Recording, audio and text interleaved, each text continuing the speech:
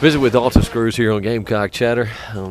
Most significant playing time I think you've had so far this season, 5 catches, a career high, and just talk about being out there Saturday and running around a little bit. Oh, it was definitely an incredible experience, just to contribute again, in a significant amount of time. I've got to play bits and pieces, but to really be out there and know that the load was on me and just going out and doing my job every play and getting the opportunity to contribute in the game was definitely special. We should point out your longest career yardage-wise reception was the week before at Georgia State. Yes, sir. Yes, sir. That was crazy being able to play in the Georgia Dome. Was just an unbelievable experience. All the great people that's played in that atmosphere, and just being able to get a taste of it was something that I'll definitely remember forever. Being in an NFL locker room, playing in an NFL place, just added to all that, didn't it? Oh, it definitely did. We were talking about it the day before the game. Coach let us go in and try to get the wow factor out of the way. And we were definitely talking about all the guys that we thought might have sat in our seat that we were sitting in. And it was just unbelievable being able to think about that. And then going out and being able to make plays on that same field, it was just something I'll never forget. Local guy, played at Walter Wellborn High School. Hadn't you set out last season redshirted? First of all, how tough was that, not playing last year after playing all your life, but then having a guy like an Alan Bonner in front of you or a Kevin Cooper and being able to practice and be around those guys, how has that helped you this year now? Yeah, going to a smaller school like Wellborn, I played both sides of the ball, every year. And coming in and being redshirted, it was tough because, every football player wants to play. And but I wouldn't trade anything in the world being able to sit back and watch Al, Coop, and Trey do work and just they really showed me what a winning attitude and winning work ethic was, as far as running routes, making plays, making catches, doing the little things is what they were so good at. And then being able to wear Allen's number is just something that blows my mind too. So it's been something I've definitely tried to represent that the best way I can. That's why I told him I was going to try to represent his number the best way I could and just make plays when I can. All right, you're the holder for extra points and field goals. It's a different type pressure, I guess, being out there, isn't it, waiting for the snap to get there? It really is, as far as, getting the line lined up where we need to be, if we need to make adjustments or whatnot. But, it's something the holder sometimes gets overlooked, but it's just definitely a lot of pressure, especially in the games we've been in where you have to have one to win. Griff does a great job, and I know that if I get in the position he needs it, that he's going to hit it. And so it's something that we work on every day, and that has really become routine working with him. All right, I don't want to steal any secrets, but any chance you might throw a pass or do something out of a fake at some point in time? Hey, that would definitely be an awesome opportunity if it came about.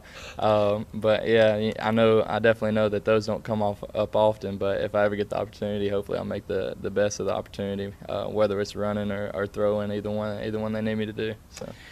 All right. In the off season, we'll call it, in the summertime, you're on mission trips, something that you've done for the last few summers. If you will, just talk a little bit about that. Yes, I work with an organization called E3 Partners. And we go over, this past summer I was in Tanzania. I've been to Venezuela on one. I've been to Tanzania three times.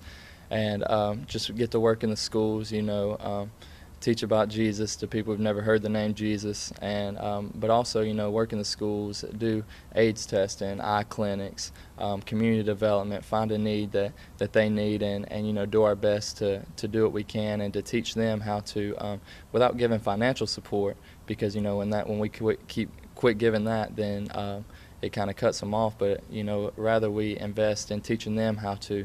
The best ways to do things and ways to make more money that they can do when we're gone, because that's the biggest thing is we're only there for 12 days, so they're there the rest of the time, and the short period of time we get to spend with those people over there, just being able to invest in their lives and teach them how to improve their quality of living, dig wells and stuff like that to just improve their quality of living is the biggest thing we focus on.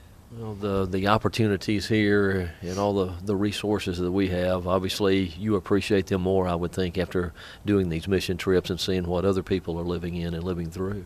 Oh, definitely. You come back here and there's so many things that we take for granted that we overlook on a daily basis.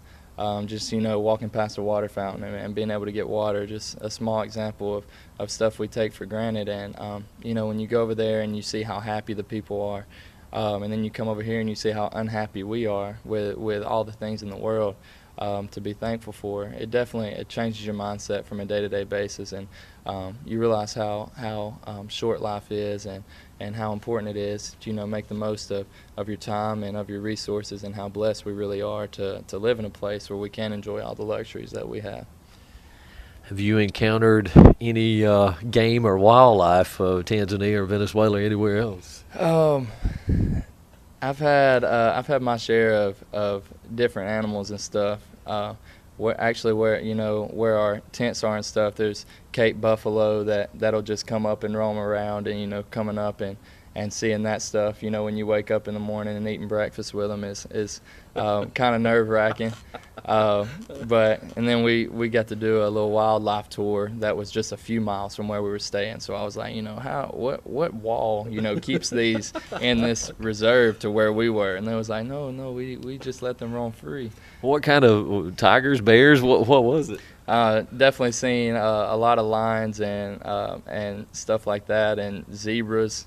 And then they say the craziest are the monkeys. I always thought monkeys were pretty cool, and then you're walking through the woods and they're throwing stuff at you. You don't like them so much anymore. So that's one thing they have you don't have to worry about here, though. Oh, definitely.